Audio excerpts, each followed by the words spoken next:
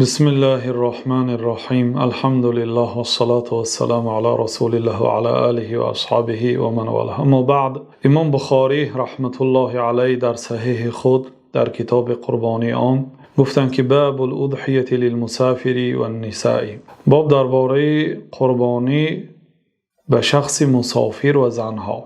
بنابراین حدیث 5548 را قرائت میکنیم و شرح میدیم. این حدیث از مادر مؤمن ها حضرت عایشه رضی الله عنها آمده است که گفتند که وقتی که اینها به یک مکان رسیدند با نام سریف، بین مکه و مدینه هست ولی به مکه نزدیکتر است. پیش از آن که به مکه درآیند در یک مکان بودند که نام آن سریف بود و در این حالت پیامبر صلی الله علیه و سلم به نزد حضرت عایشه در آمدند که حضرت عایشه گریه میکردند.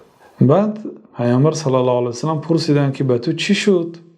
انفستی با ضم نون هم آمده است، با فتح نون هم انفستی مگر تو حیض دیدی؟ حالا آن که در اینجا کلمه نفاس آمده است. نفاس خونه که بعد تولد می آید، اما حیض خونه که هر ماه این عادتی زنها هست. و اینجا پیامبر صلی الله علیه و سلم به جای کلمه حیض کلمه نفاس را استفاده بردند که این دلالت میکند برای جایز بودن استفاده این کلمه به جای کلمه حیض. انفستی، برای چی گریه میکنی؟ مگر تو حیض دیدی؟ قالت نعم، گفتند که آره.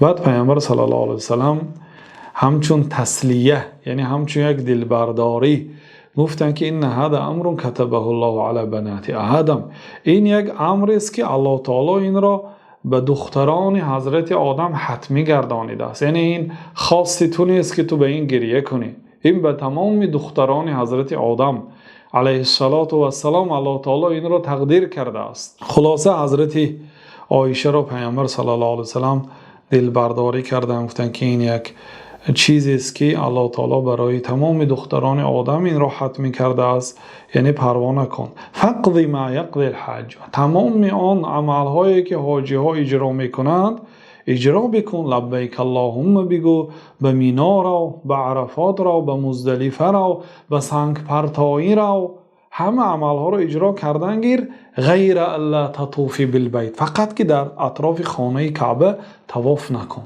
برای اینکه شرط طواف طهارت است. بی طهارت طواف کردن در خانه الله تعالی اجازت نیست.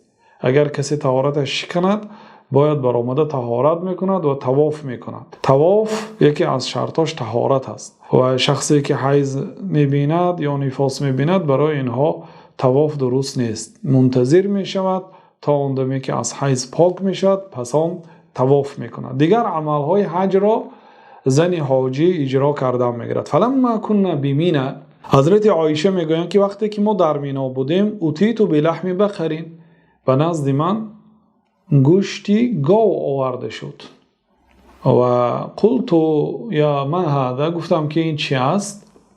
این چی گوشتی است که این را فرستانید؟ گفتند که جناب رسول الله صلی الله علیه و سلم از نام همسراشان قربانی کردند و به حضرت عایشه هم نصیبه را فرستانیدند. برای اینکه سنت این است که هر کسی که قربانی میکند باید از گوشت قربانی خود تناول کند. بنابراین جناب رسول الله صلی الله علیه و سلم روز عید قربان که 100 شتر قربانی کرده بودند در مکه، 100 شتر، حالا که یک شتر از نام 7 کس کفایه هست، لیکن این دلالت به کرم و سخاوت جناب رسول الله صلی الله علیه و سلم میکند.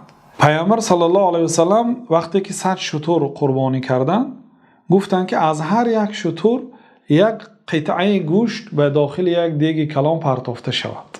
یعنی که پیامبر صلی الله علیه و سلم از 100 شتر قربانی گوشت خورده نمیتوانند، زیاد است. بنابراین گفتند که از هر یک شتر یک برده به دیگ پرتافته شود، بعد یک شوربای کردند و از آبش نوشیدند.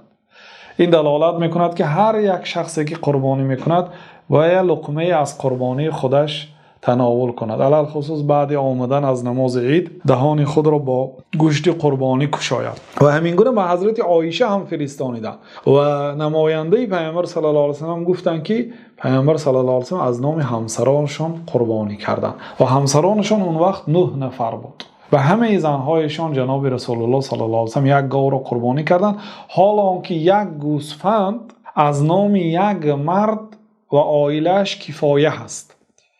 یعنی یک انسان فرض کردیم 2 زن دارد، 2 عائله دارد، یک عائله‌اش مثلا در خانه الهیده زندگی میکند، 4 فرزند دارد، یک عائله‌اش 2 فرزند دارد، مثلا 2 عائله است، لیکن میتواند یک گوسفند قربانی کند برای اینکه صاحب عائله یک نفر است. اما جناب رسول الله صلی الله علیه و سلم اگرچه 9 عائله داشتند میتوانستند یک گوسفند قربانی کنند، لیکن یک گاو قربانی کردند و یک گاو از نام 7 عائله کفایه است.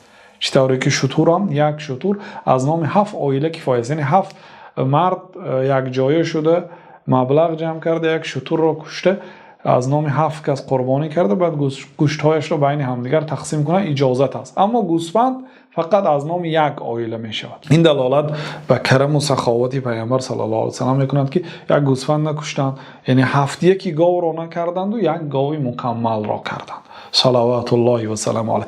بعد از این قربانی به حضرت عایشه فرستادند تا اینکه تناول کند. و این حدیث برای چی امام بخاری در زیر باب قربانی برای مسافر و زنها آوردند؟ این دلالت میکند که قربانی خاص شخصی مقیم نیست، یعنی مسافرها هم میتواند قربانی کند. آنهایی که گفتند که قربانی واجب است، بعضی ها گفتند که مطلق به مسافر و به مقیم واجب است، بعضی ها قید کردند که برای مقیم واجب است. لیکن اینجا میبینیم که پیامبر صلی الله علیه و سلم در سفر بودند، همسرانشان همراهی جناب رسول الله صلی الله علیه و سلم در سفر قرار داشتند ولی قربانی کردند. این دلالت میکنه که مسافر قربانی میکند و علل خصوص در زمانه ما قربانی کردن برای مسافر قدر کار دشوار هم نیست. میبراید به آن جایهایی که مخصوص هم گاو میفروشن هم گوسفند و هم همانجا یک باره میتونید قربانی خود را قربانی کنید یا اینکه فرمایش دهید در نزد شما قربانی شما را قربانی کرده گوشت هایتان را به شما تقسیم کرده میدهند، بعد شما میتوانید به کمبغل ها و یا برای یار و دوستا تقسیم کنید. میتوانید اگرچه شما در سفر هستید به دیار خودتان زنگ زنید یا به کشوری دلخواهتان که در آنجا خویش و تبار یا نزدیکانتان یا یار و دوستانتان است وکیل کنید، به مبلغ میفرستانید، میگویید که یک گوسفند گیر از نام من قربانی کنو، مثلا ذخیره کن یا هدیه کن یا صدقه کن، خیلی که بر شما. خلاصه کلام اینجا این است که از نام زنها قربانی کردن، یعنی قربانی از نام زنها هم اجازت است و خود زن هم میتواند از نام خودش اگر مبلغ الهیده داشته باشد برای حاصل کردن اجر و ثواب قربانی کند. و اینچنین مسافر هم جایز است که قربانی کند و آنهایی که واجب میدانند برای مسافر هم قربانی کردن را واجب میدانند. آنهایی که سنت مؤکده گفتند که مسافر هم در حقش قربانی کردن سنت مؤکده است. والله اعلم و صلی الله و سلم علی نبینا محمد و علی آله و صحبه اجمعین.